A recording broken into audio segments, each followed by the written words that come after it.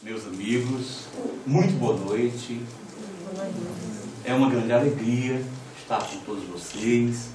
Agradeço o convite para participar desse encontro em que buscamos, no ensino espírita, aproximar-nos da verdade que é Deus, através do equilíbrio, o equilíbrio total, completo, que relaciona o espírito ao corpo, permitindo-nos tirar o melhor proveito da experiência reencarnatória.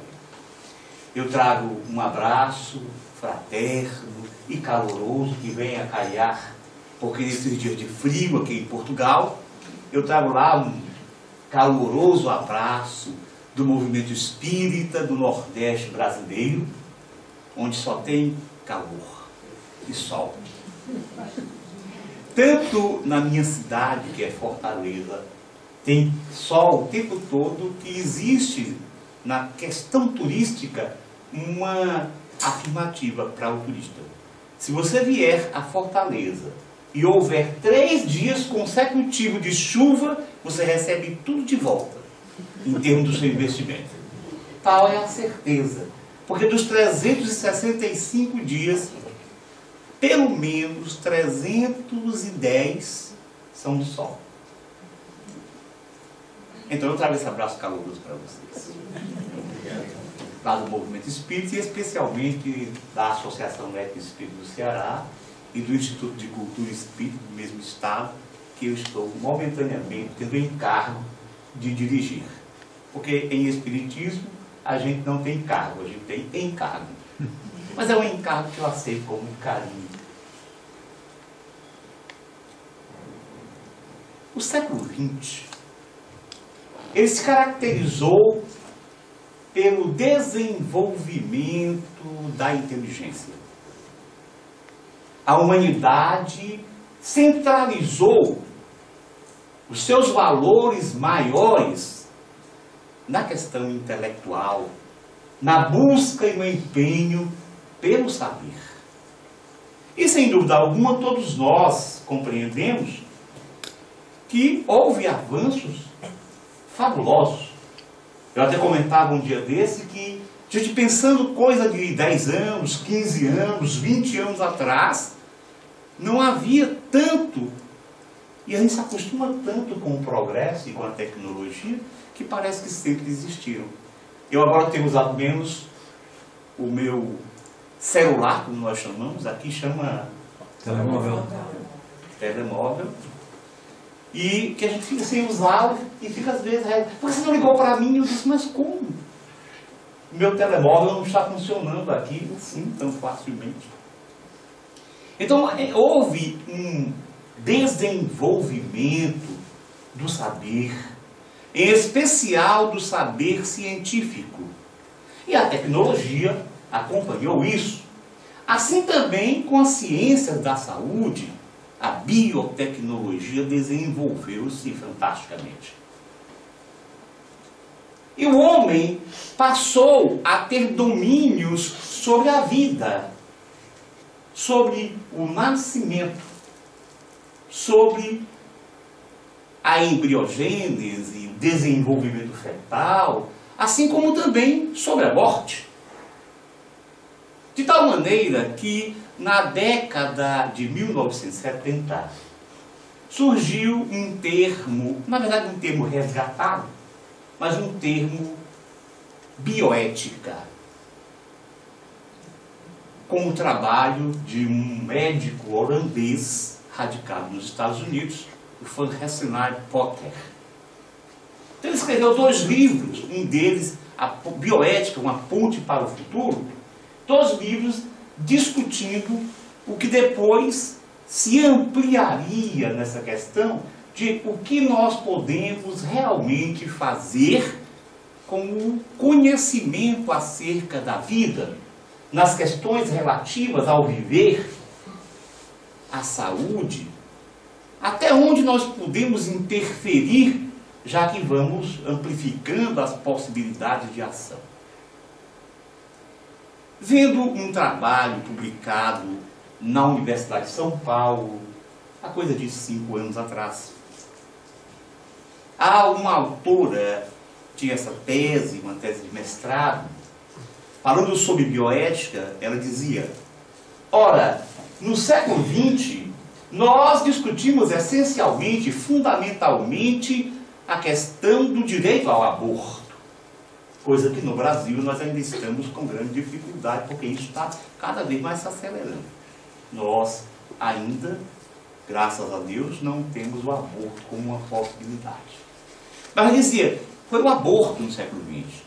E no século XXI, nós centralizaremos as nossas perspectivas de discussão, de reflexão, na eutanásia. Quer dizer, saiu-se do início da vida para a terminalidade da vida.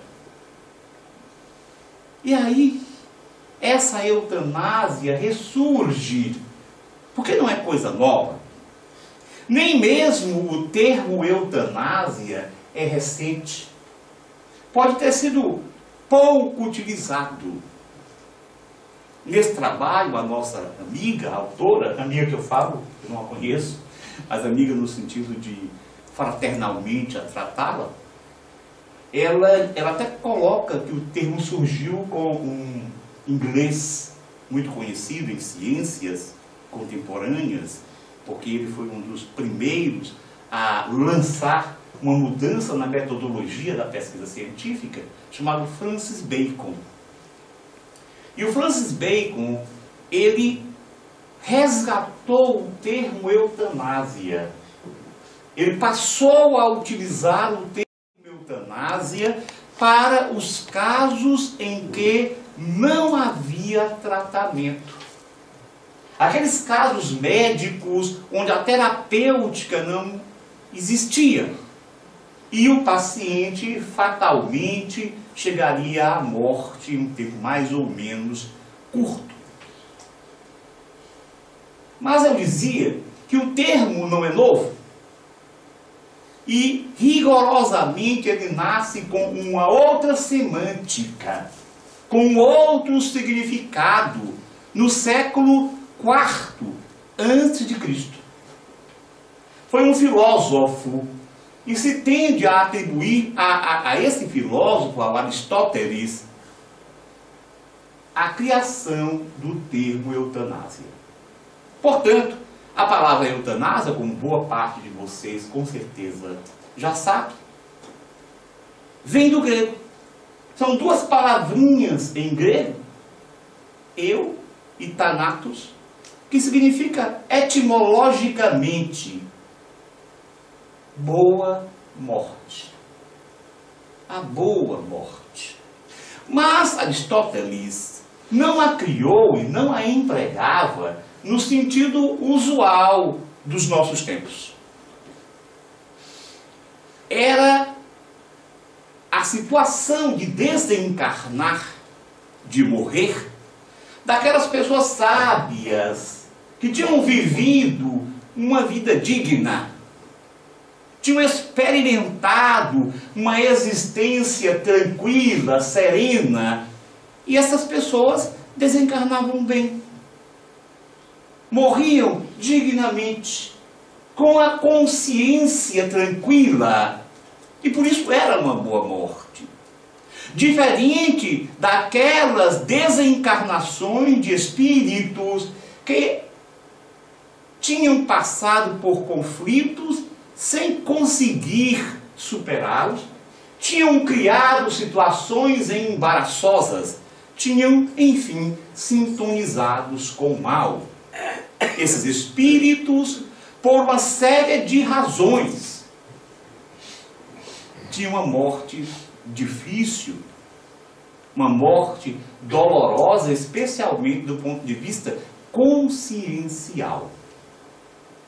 Então Aristóteles criou com esse significado. Mas o Bacon, em 1623, em um livro que ele escreveu, ele passa a utilizar o termo eutanásia com a semântica que hoje se utiliza.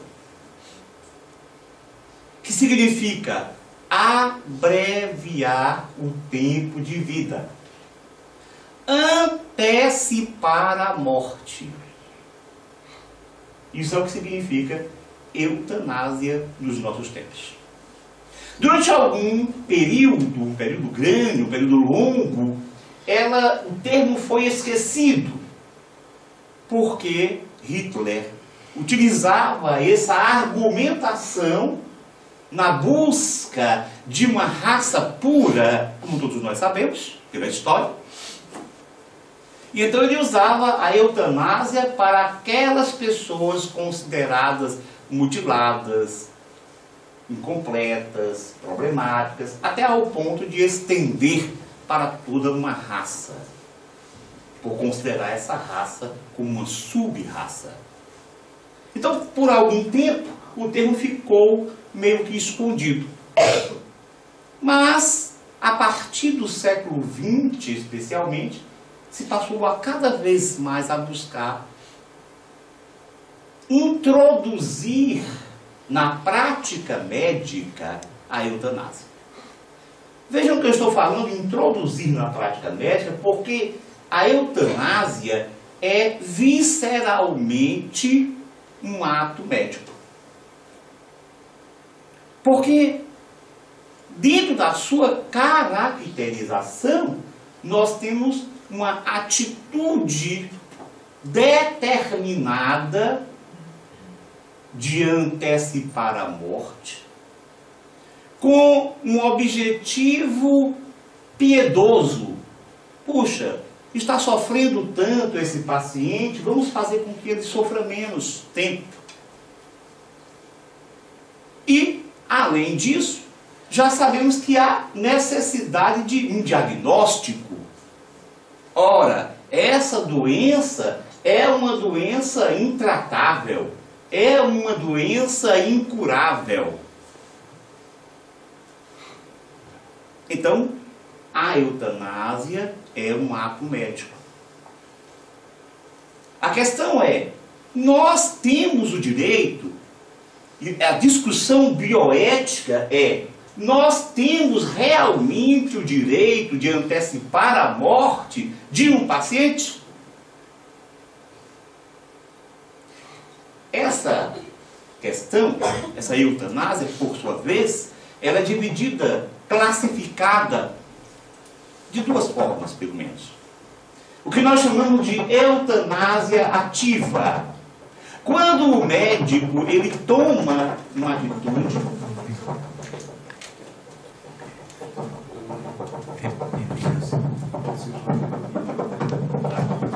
então eu falo o seguinte.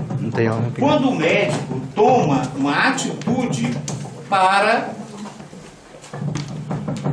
levar à desencarnação precoce do paciente. Tá legal?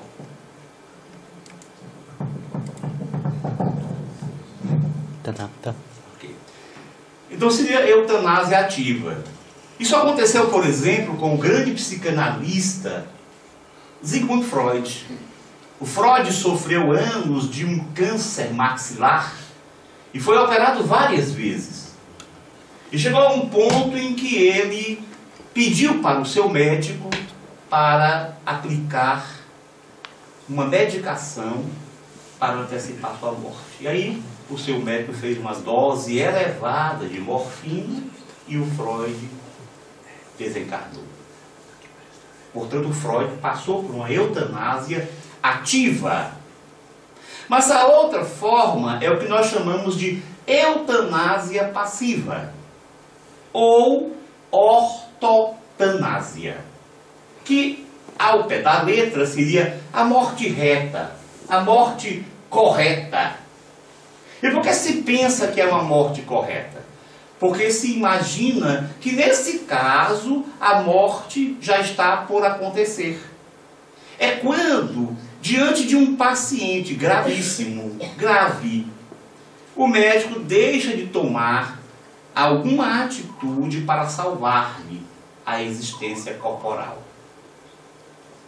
Então vamos supor, um paciente com câncer que tem uma parada cardiorrespiratória e o médico fala assim, não vou fazer a ressuscitação cardiopulmonar.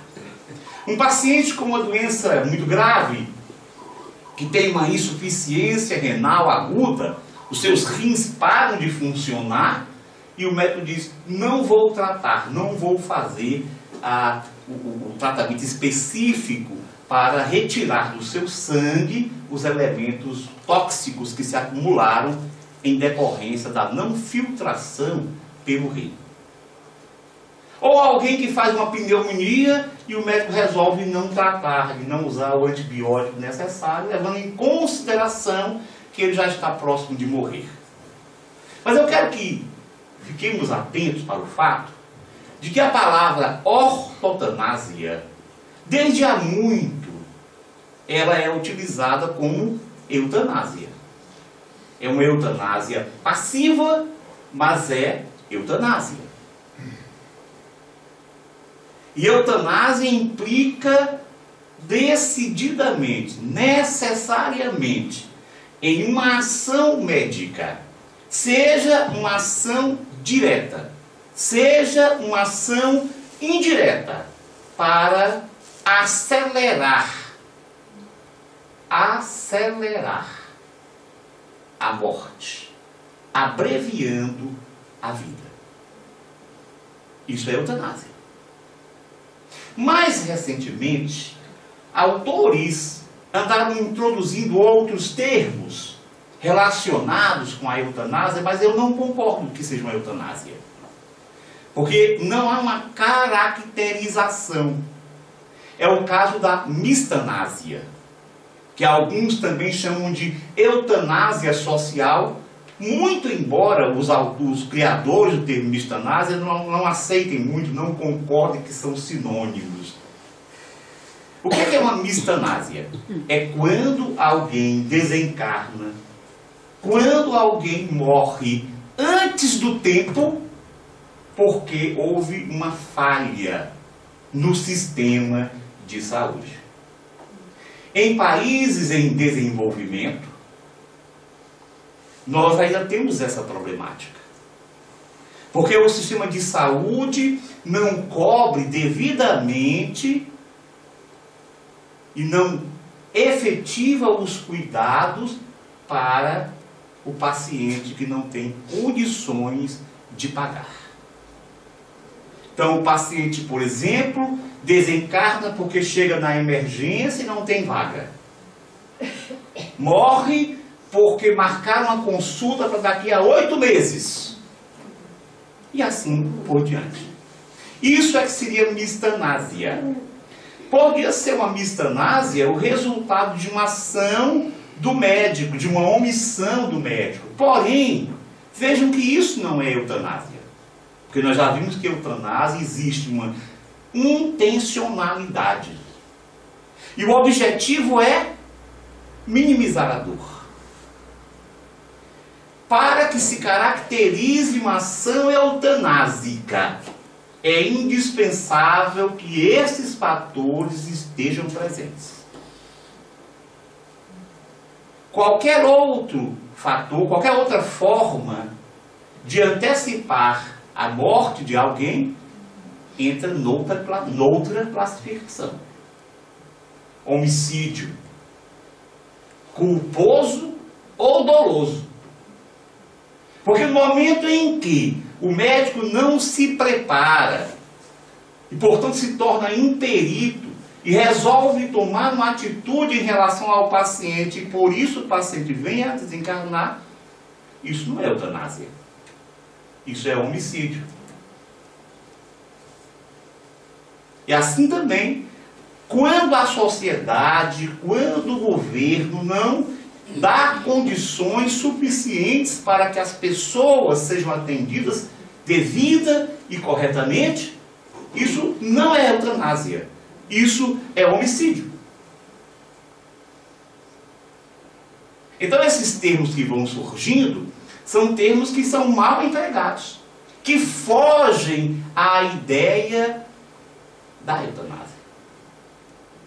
No Brasil, em 2006, através de uma resolução, o Conselho Federal de Medicina permitiu aos médicos que, diante de situações em que não há esperança alguma para o doente, em que o doente está se encaminhando, entrou em processo de desencarnação, entrou em processo de morte,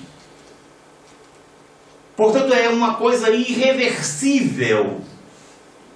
Então, o Conselho Federal de Medicina no Brasil abriu essa possibilidade e depois a própria lei brasileira permitiu, concordou, apesar de inicialmente alguns advogados e a própria Ordem dos Advogados do Brasil ter discordado, mas se permite hoje. Mas atenção, a partir daí, a gente ouve muito nos conselhos e entre os médicos brasileiros, fala assim, não, a ortotanásia é permitida.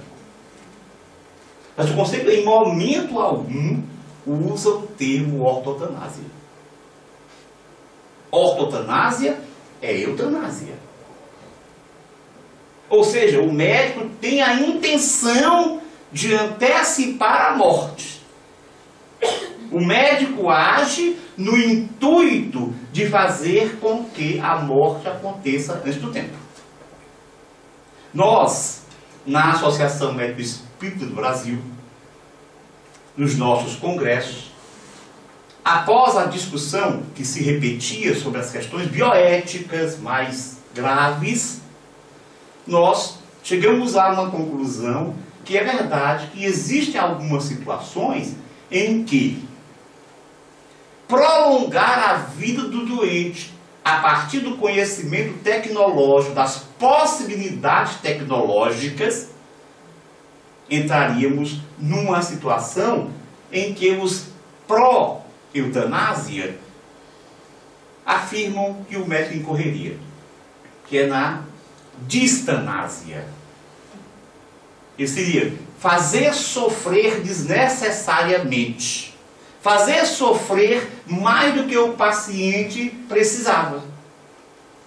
Então, a Associação Médico Espírita do Brasil concorda, fez uma discussão, chegou a um parecer de que é certo que em alguns casos não há como você ficar se debatendo, querendo que o paciente fique encarnado, não aceitando que a morte é um processo natural, é um processo biológico natural. Mas nós não usamos o termo ortotanásia, porque nesse caso seria dizer que nós estávamos antecipando a morte. Aceitar, resignar-se ante o processo natural do morrer, dando todo o apoio psicológico, espiritual, técnico, àquele paciente em trânsito de morte. Esse é o dever do médico. Inclusive com a possibilidade dos chamados cuidados paliativos. Mas ortotanásia não. Porque a eutanásia implica em você tirar a vida do paciente. O seu propósito é esse. É uma das questões bioéticas ainda em grande discussão no mundo inteiro. Porque são poucos os países do mundo onde nós temos a eutanásia legalizada, permitida. Poucos. Holanda, alguns estados, Luxemburgo, Bélgica. Mas não há a permissão, alguns estados, 2 ou 3 estados norte-americanos, mas não se aceita. Tanto que tem uma clínica na Suíça que não aceita também a eutanásia. Mas é permitido o suicídio assistido. Vejam que o suicídio assistido pode ser eutanásia. Vejam só, a única diferença é que o médico não aplica a medicação, mas ele ensina o paciente a usar. Ele simplesmente assessora, cria as condições para tanto. Então tem uma das clínicas mais conhecidas na Suíça, chamada Dignitas, onde as pessoas pagam valores exorbitantes para, se precisarem de um suicídio assistido, ali encontrarem o apoio. Teve um maestro inglês muito conhecido, chamado Downe, foi regente da Orquestra Filarmônica de Londres e de outras orquestras, e que aos 85 anos, a sua esposa, que era uma bailarina, coreógrafa, diretora de teatro, a Joan Downes, ela estava com câncer há vários anos. Ela tinha 74 anos. E quando eles perceberam que ela ia sofrer, ele resolveu levá-la para a clínica na Suíça, para os dois morrerem juntos. Então ela queria antecipar a morte, porque não queria sofrer. E ele, que já estava com 85, 86 anos, não via direito, mas não ouvia bem, segundo seus filhos. E por isso ele dizia: minha mulher vai falecer, eu vou com ela. E foram os dois para a clínica, os filhos acompanharam, viram todo o processo, e então ficaram deitados na cama, e o médico chegou, a enfermeira, não precisa nem o médico estar presente, a enfermeira chegou, deu a medicação que eles deviam tomar, grande dose de barbitúricos, elevadas doses desses medicamentos de uma classe muito utilizada hoje para epilepsia e para algumas doenças mentais, altas doses de barbitúricos, e eles então dormiram e pararam. Quer dizer, no caso da Joan, foi feita uma eutanásia. E eutanásia ativa. Porque, apesar de não ter sido o médico que foi diretamente levar a medicação, mas foi ele que prescreveu a medicação. E no caso do marido, do maestro, foi suicídio assistido. Só que a lei na Suíça permite que as duas coisas sejam tidas como suicídio. E existem muitos cidadãos de outros países da Europa, inclusive da América do Sul, onde eles estão inscritos nessa clínica para uma necessidade, e é muito dinheiro. Se passou a ganhar dinheiro com a morte, mas muito. Inclusive portugueses, alemães, ingleses, dentre outros. Então, o suicídio assistido é outra coisa.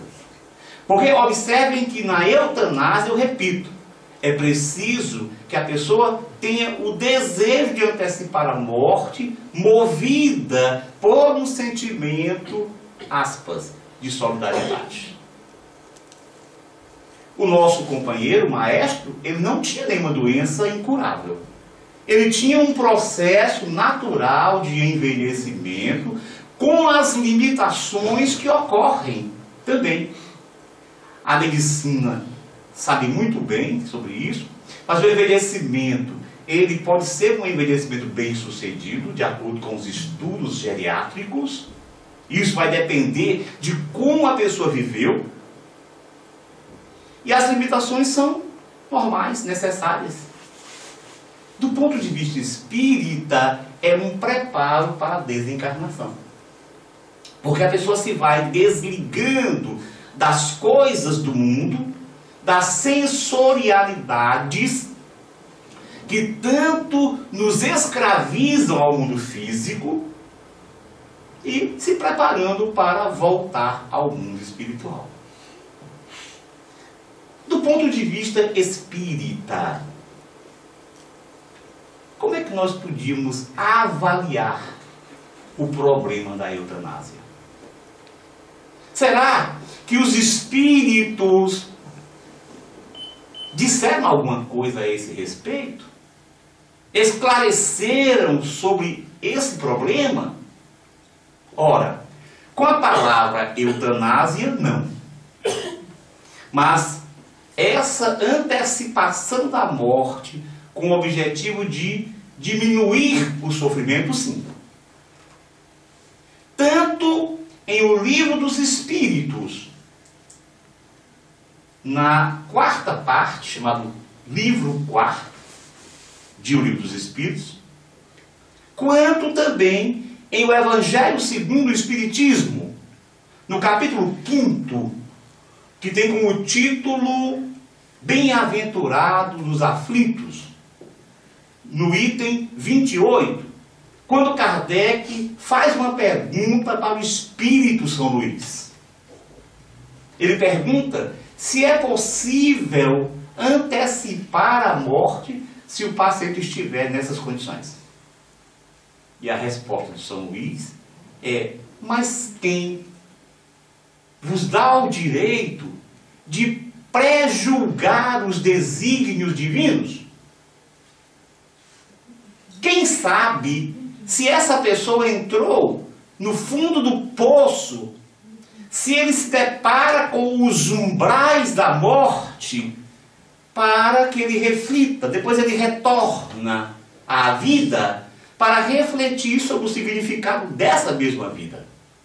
Isso aconteceu e acontece invariavelmente, pelo menos de acordo com o Dr. Raymond Moody Jr., um psiquiatra norte-americano, que escreveu um livro em 1975 sobre a vida depois da vida, onde ele analisou vários casos de pessoas que passaram pelo que nós chamamos de experiência de quase morte. São aquelas pessoas que foram dadas clinicamente como mortas pelos médicos e que voltaram à vida, muitas vezes de forma inexplicável, de outras vezes como uma resposta ao próprio tratamento instituído de ressuscitação cardiopulmonar, mas que passaram muito tempo, bastante tempo, ou variável tempo, dependendo do caso, mortas, clinicamente mortas. O que significa dizer que o seu cérebro não funcionava porque havia uma parada cardiorrespiratória e o oxigênio não chegava aos neurônios. E vocês sabem muito bem que os nossos neurônios são células muito sensíveis às variações de glicose e de oxigênio. A partir de 3 minutos, nós já começamos a sofrer a ausência de oxigênio. Dos 5 minutos em diante, nós começamos a ter lesões cerebrais irreversíveis. Pois esses casos múltiplos de EQMs, de experiências de quase morte, trazidos, mostrados pelo Dr. Raymond Moody Jr. e depois dele, que foi o que introduziu esses estudos, o vanguardeiro nesses estudos, mas depois dele, tantos outros médicos e pesquisadores, e concluíram sempre, uma das conclusões, fora tantas outras análises do que acontecia no processo de EQM, uma delas foi: todos os pacientes, ao retornarem à vida, mudaram radicalmente a sua forma de pensar sobre a vida e sobre a morte e de viver. Tem um caso muito interessante, porque a EQM aconteceu com um professor de uma universidade norte-americana, materialista de carteirinha, como se diz, convicto, mas um sujeito de um humor que ninguém suportava. Os colegas da universidade, os alunos, ele tinha uma relação muito difícil, relação social. Eu diria que ele era quase um sociopata, se nós fôssemos para o lado da psiquiatria.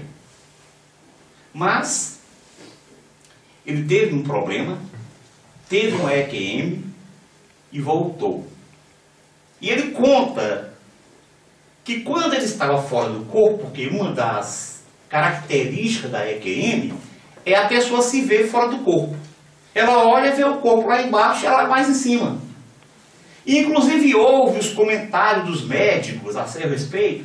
Nós não perdemos, não tem jeito e tal. Às vezes dizendo para a família, olha, ele morreu.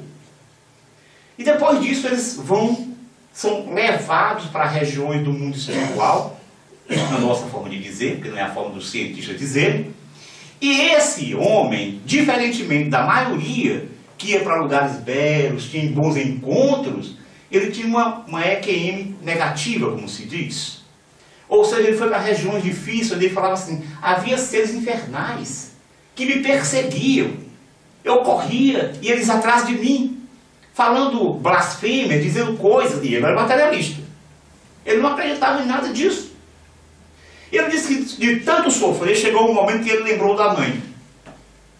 E lembrou que a mãe ensinava alguma coisa sobre religião. E ele gritou, valei-me Jesus. E o mundo mudou, o cenário mudou. E ele passou então a encontrar seres que o amparavam, que o cuidavam. Disseram para ele que não era chegado, que ele precisava voltar. Pois ele mudou completamente. Para começar, ele era professor de arte na universidade. Deixou. Foi fazer outra coisa na vida. E mudou a sua maneira de se relacionar com as pessoas.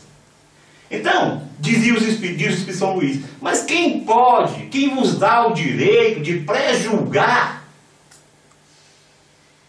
a vontade divina, os desígnios divinos, que podem fazer aquela pessoa chegar ao fundo do poço, a impressão de morte, para que ele possa experimentar o que acontece no mundo espiritual por vários motivos, voltar à vida e refazer a sua maneira de encarar o mundo.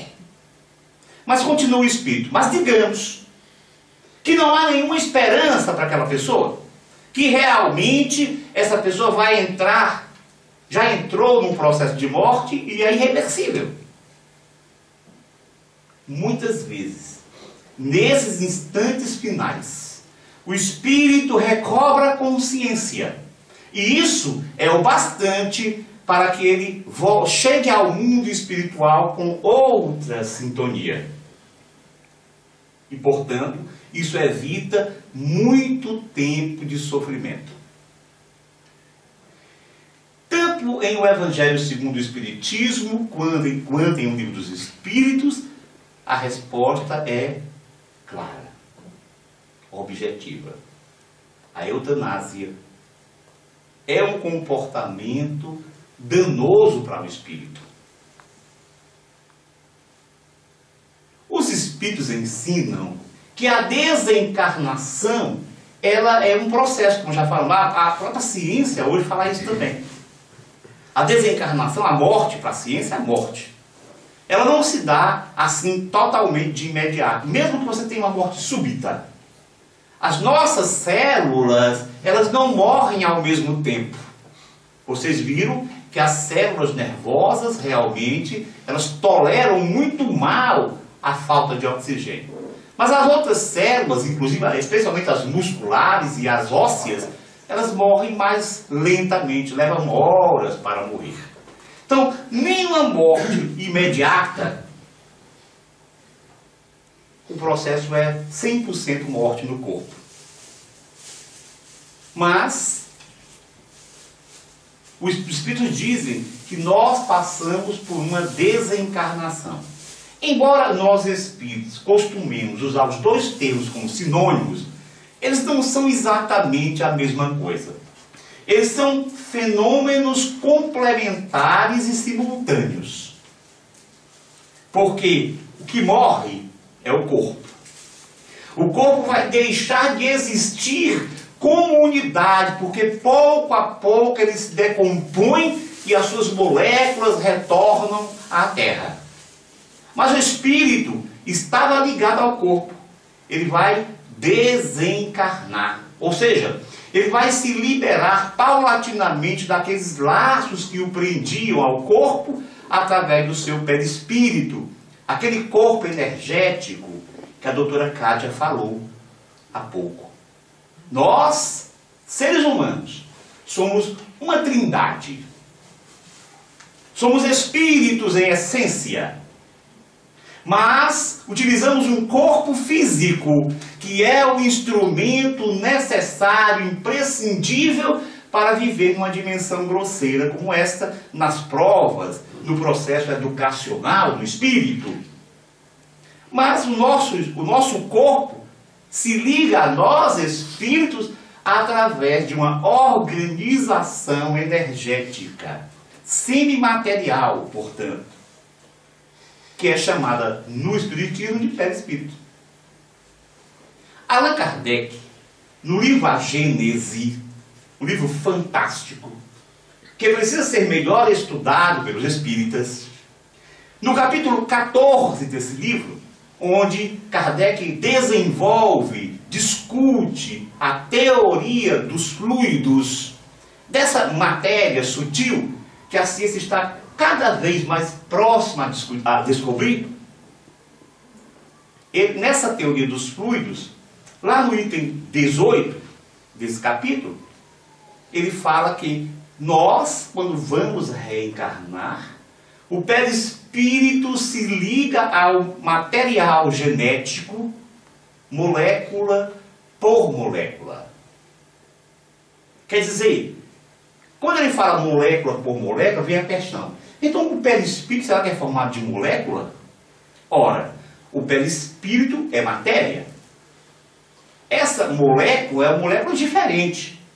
O doutor Hernani Guimarães Andrade, um engenheiro que morou na cidade de Bauru, embora ele não fosse paulista, ele fosse mineiro, mas ele morou muito tempo na cidade de Bauru, no estado de São Paulo, e ele era um pesquisador espírita.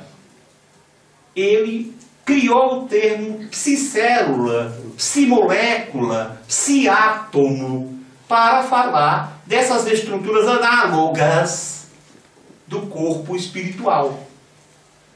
Então, é molécula por molécula, cada psimolécula que constitui o corpo espiritual, cada psicélula que compõe o corpo espiritual vai se ligar ao material genético, ao ovo, ao zigoto, para construir um corpo físico.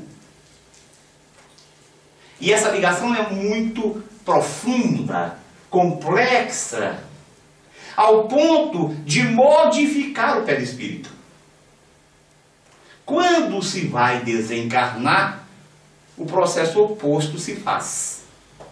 Há um desligamento, uma ruptura dessas psimoléculas das moléculas do corpo físico. Normalmente elas acontecem quando o corpo morre. E em O Livro dos Espíritos, esses imortais superiores nos ensinam que é o corpo que, em via de regra, expulsa o espírito. Porque quando o corpo não consegue mais ter a vitalidade ou as possibilidades de vida, o espírito é liberto através dessa ruptura lenta, gradual das psimoléculas, das psicélulas do corpo físico.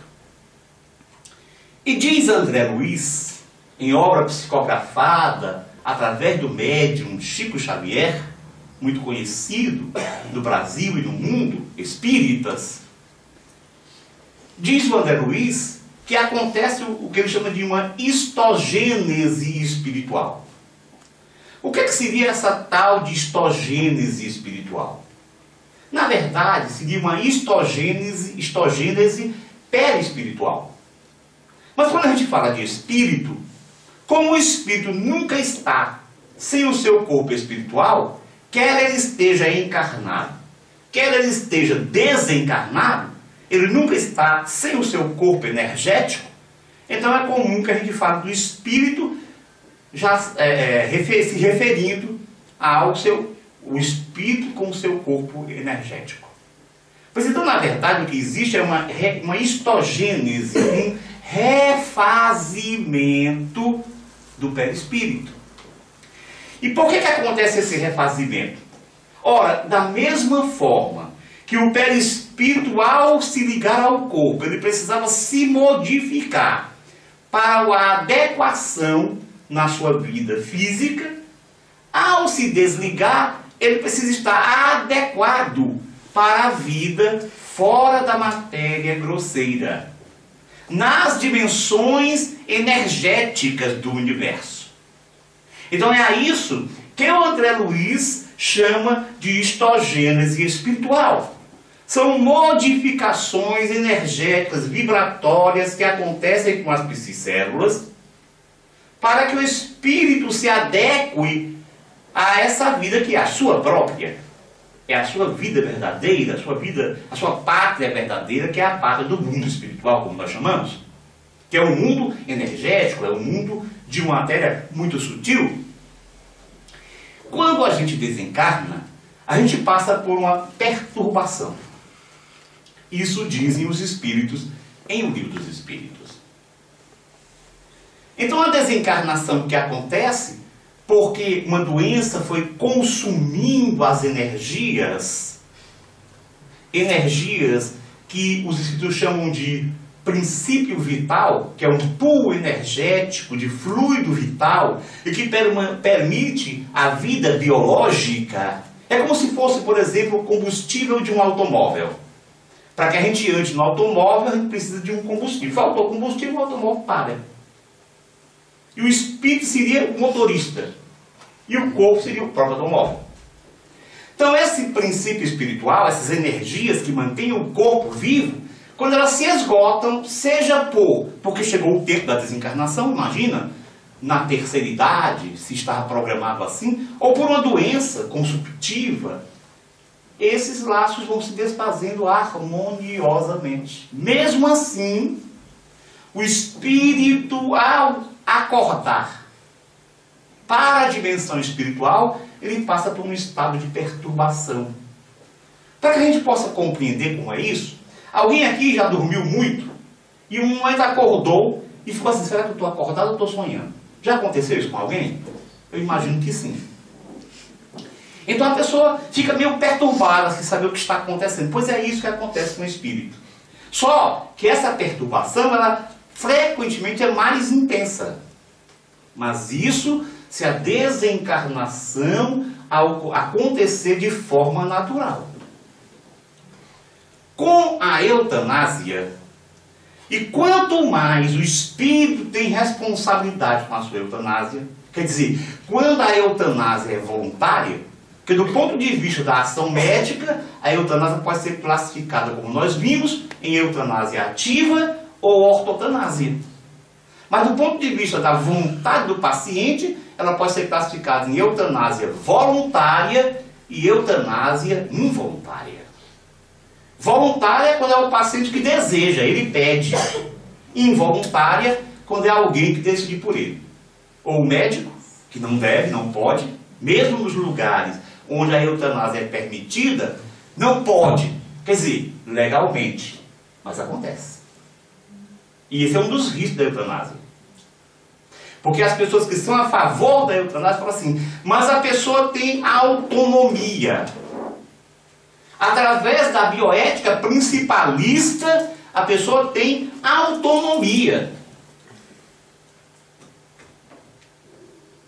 Mas, na corrente personalista da bioética, que leva em consideração o ser humano e a espiritualidade, a pessoa tem direito à vida. Então, essa pessoa às vezes, apesar disso, alguém pode resolver por ela, sem que ela saiba. Doutor, será que não dá para dar um jeitinho? Já aconteceu.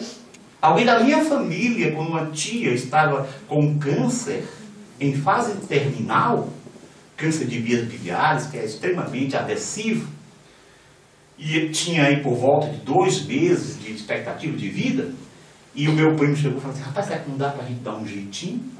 Eu falei, meu filho, eu estudei medicina para salvar vidas, não para tirar vidas. Vamos cuidar dela, vamos fazer com que ela sofra o mínimo possível, mas vamos deixar que a vida aconteça normal, que a morte aconteça como deve acontecer. Então, é a morte natural que nós buscamos. Mesmo quando o quadro é grave, o médico tem que cuidar, tem que amparar, tem que minimizar o sofrimento. Porque existem vários recursos médicos para aliviar a dor. Mas, quantas vezes alguém toma decisão? A família. Que interesse, às vezes, a família tem? Ah, é porque eu não aguento mais. Mas não diz, fala assim, é porque eu detesto vê-lo sofrer. E também detesto sofrer junto. Porque eu quero ficar distante da morte. Porque eu não consigo encarar a morte de frente. E quando o meu querido, o meu amado, o meu parente, o meu amigo está morrendo, eu me projeto nele e passo por toda a angústia que eu ainda não resolvi. Que é a certeza da morte futura. Então, eu dizia que quanto mais a pessoa tem responsabilidade, mais a perturbação se intensifica. De qualquer maneira, quando a pessoa sofre uma ruptura mais ou menos imediata, a possibilidade de perturbação se amplifica. Vai depender muito do que é o espírito, da sua característica, da forma que ele viveu, do desprendimento em relação às coisas materiais, para que ele tenha uma perturbação muito leve.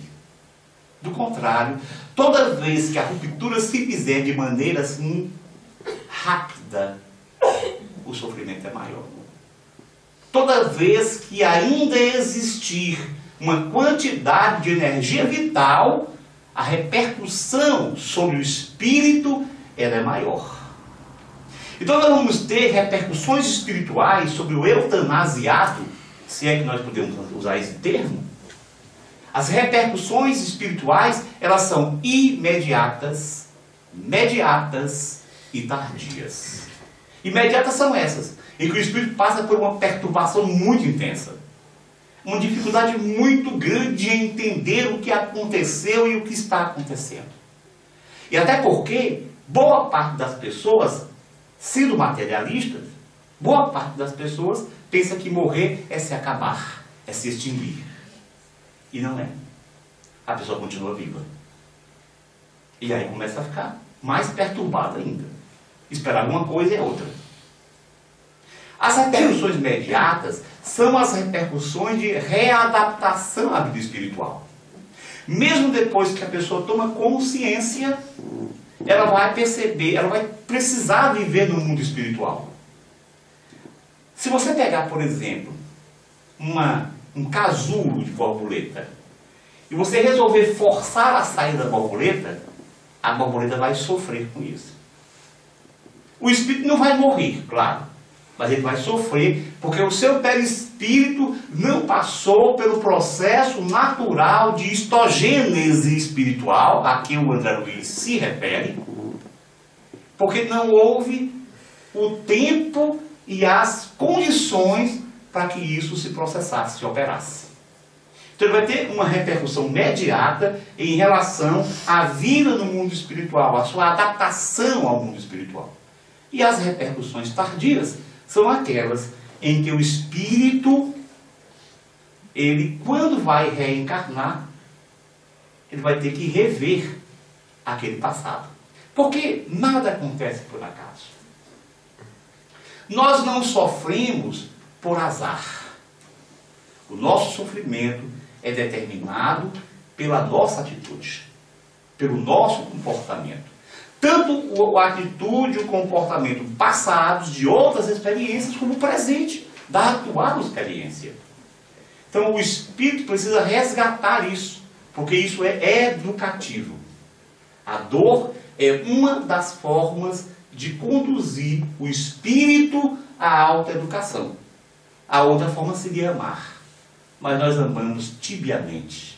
nós amamos ainda egoístamente. Por isso temos dificuldade de nos educar através do amor. A forma de estimular-nos, de espicaçar em nós a necessidade de progresso é através da dor. A eutanásia, portanto, ela é um ato que antecipa a morte de forma antinatural. Seja a eutanásia ativa, seja a ortotanásia, ela repercute de maneira mais ou menos intensa no espírito, no seu futuro espiritual, no mundo espiritual e inclusive no mundo físico. Portanto, cabe-nos a todos a resignação, a serenidade, porque cuidar e impedir que a dor aconteça através de recursos vários, inclusive psicológicos, inclusive da presença, porque o grande problema de quem está condenado à morte, esse condenado entre aspas, porque a morte é uma passagem para o mundo espiritual, é um nascimento para o mundo espiritual. Mas o grande problema de quem se encontra nesse corredor da morte, nessa travessia para a morte, é sentir-se solitário num instante tão importante da sua existência. Muita paz a todos.